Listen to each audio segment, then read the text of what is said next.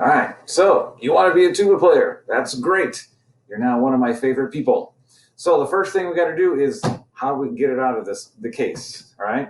So normally when we do this, we're going to want to lay it down flat, and there is a right side up and an upside down. So if you look at this side, you see that there's a logo on the top. On this side, there isn't a logo, right? So the logo side goes face down. Another way to tell is if you put it like this, and you see the handle right here, you see the opening, or the crease in between, is above where the handle is, right? So the handle goes on the bottom, this goes on the top. So if you lie it down, the handle should probably be facing you. All right, so as long as you got it the right side up with the logo up, we should be in good shape. All right, so we pull the levers up, pull them up, and we're going to open up the case all the way. And you get this giant instrument here, right? So how do we get it out of here safely? This is metal, but it's very soft metal. It's very easy to dent. So we want to be careful when we're moving it around. What I kind of like to do is grab it by the bell, lift it up, and maybe put my other hand on underneath here. So, and it's okay to just stand it up on its bell like this, as long as you're not leaning on it. All right. Now, when we pick it up, we want to pick it up where the pieces are kind of the largest. So picking it up right here is pretty good. You probably don't want to pick it up by this small bar right here. You definitely don't want to pick it up by grabbing any of these here. All right. So I like to pick it up right on the biggest parts. That's the part that's the most reinforced, and that's the strongest. And I usually like to put one hand underneath and one hand up here. One thing that I'm encouraged you never, ever, ever to do is to grab onto this piece right here. This is what's called the lead pipe. And it may be tempting to grab a hold of that and then carry it around like that, but that's probably the weakest part of the instrument. And by grabbing that, there's a really good chance that you're going to bend it up or dent it or something, and then we have to get it replaced. It takes like $250 to replace that part. So I'm going to remind you not to hold on to your tuba like this, but hold it on to the big parts. All right? Once you get it out of the case, you get your mouthpiece, right? And what you do with your mouthpiece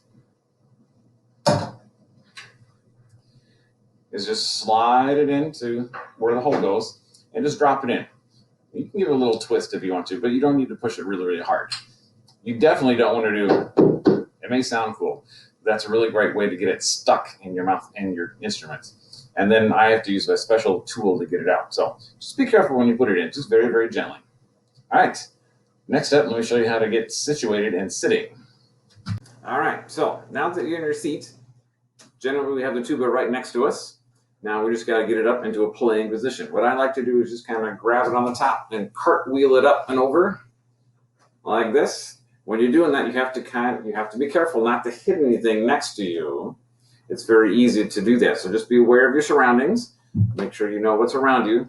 Grab it and just cartwheel it up and up to the top. Now, the next part is how do we hold it, all right?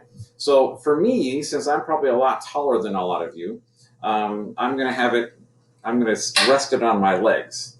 The biggest thing that we need to shoot for is to make sure the mouthpiece hits us right here in the mouth without having to stretch up or stretch down or do anything weird. We want to bring the tuba to us, not have us go to the tuba. So for example, so if you're shorter than I am, and most of you are, what I'm going to recommend is you kind of spread, instead of sitting straight on a chair like this, you're going to turn your body a little bit so the corner is right in between your legs, and you're going to rest the tuba on the corner of the chair right there. And for most of you, that'll put the mouthpiece in about the right spot. For me, it's too low, right? But for most of you, that'll be in the right spot. Now, for some of you, there may be some of you who still feel like you have to stretch way up to get to the mouthpiece because you're still not quite tall enough, even with it on here. So there may be a few of you, well, we're going to have to use what's called a tuba stand. It looks like this. And if we feel like you need one, we'll give you one. You put it right here in front, and I rest the tuba on it. and it allows us, and it's adjustable. The height is adjustable, and it just allows us to get the mouthpiece to your mouth a little bit more comfortably without you having to stretch way up to get to it. All right. So for most of you, setting it on the edge of the chair like that will be good. All right. So you want to make sure that you have a chair at home that is conducive to this. So one that's maybe got armrests on it is not going to work for you, right? You have to use a regular chair with no armrests on it, so you can use the corner of your chair. All right. So for me, so now the next thing is just to make sure that you're bringing the tuba to you. So I don't want to see anybody doing this, slouching down to get to the mouthpiece, or doing this where they have to kind of stretch over to get to it. You want to set it nice and tall and bring the tuba mouthpiece to you. All right. And so for me, that means bringing it up on my lap. You probably won't have to do that for another year. All right. So once we got the tuba mouthpiece kind of where we need it to be, the next step is knowing kind of where we want to, how we want to be oriented. So let's say I'm looking at you and you're the director or you're the teacher. So I want to look over my mouthpiece at you. What I don't want to do is be like this and try to look over the side of my instrument.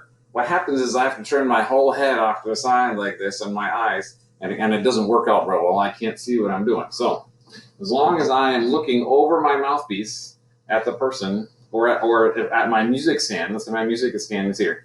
I want to make sure I'm looking over my mouthpiece and not around the edge of my instrument. Okay?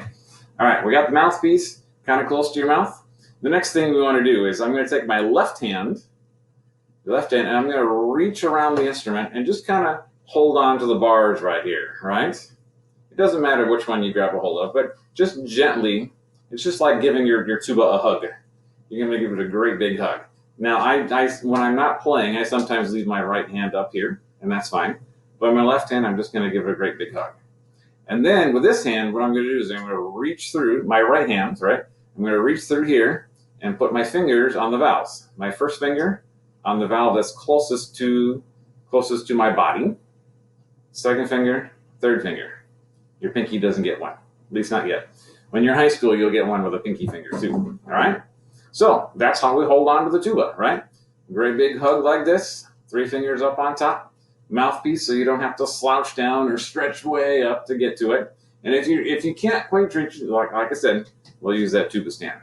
All right, so that's how you hold the tuba.